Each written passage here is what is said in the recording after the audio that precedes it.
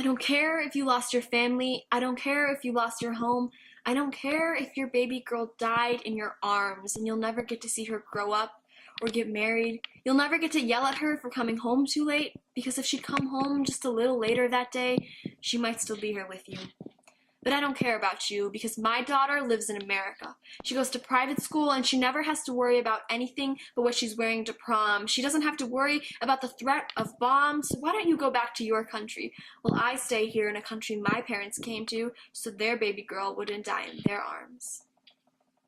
Please let us in, or don't let us in, but don't let us die. Please, Ya Allah, don't let them die. You don't belong here, they say, but we don't belong anywhere. I'd go back to my home if I still had one. The rubble and dust, that's not my home. They say home is where the heart is, but it's really hard to put the pieces of your heart back together when they're buried 6 feet in the ground with your daughter.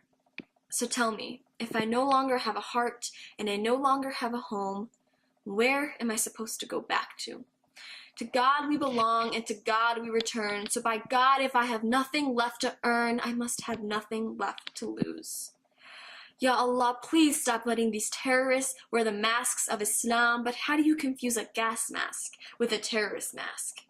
Because in Syria, terrorists cross streets, not oceans, into country with security so strict they think anyone with a little color in their skin is a terrorist.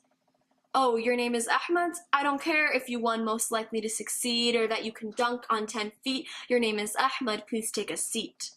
As if I'm not in fear every day that those people you fear will come into my village and make it all disappear. And they put the gun in my hand and they point the finger, and other countries come in and pull the trigger. You're doing their killing for them. You're letting them win, and all the while you won't let us in. By keeping us here, you give them ammunition. What's a bullet if there's no target? 22 million Syrians with 12 million displaced. 12 million displaced, and you're closing the gates. You're closing the gates and raising the stakes.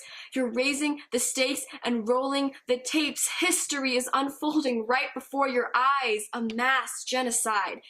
Are you really going to sit back and be part of the lies? Hi guys, my name is Luma Khabbaz. I am a student at Indiana University. I am a Syrian Muslim American, and I wrote this poem in April of this year as part of a sort of series of poems I wrote about Syria that I started around 2011 when the conflict started. The first step to solving a problem like this is education. We want people talking about the issue and knowing about the issues. The second step is to do something about it. Contact your representatives, your congressmen, senators, and tell them what you want to see happen. Tell them that you want to see more aid or more Syrian refugees brought in.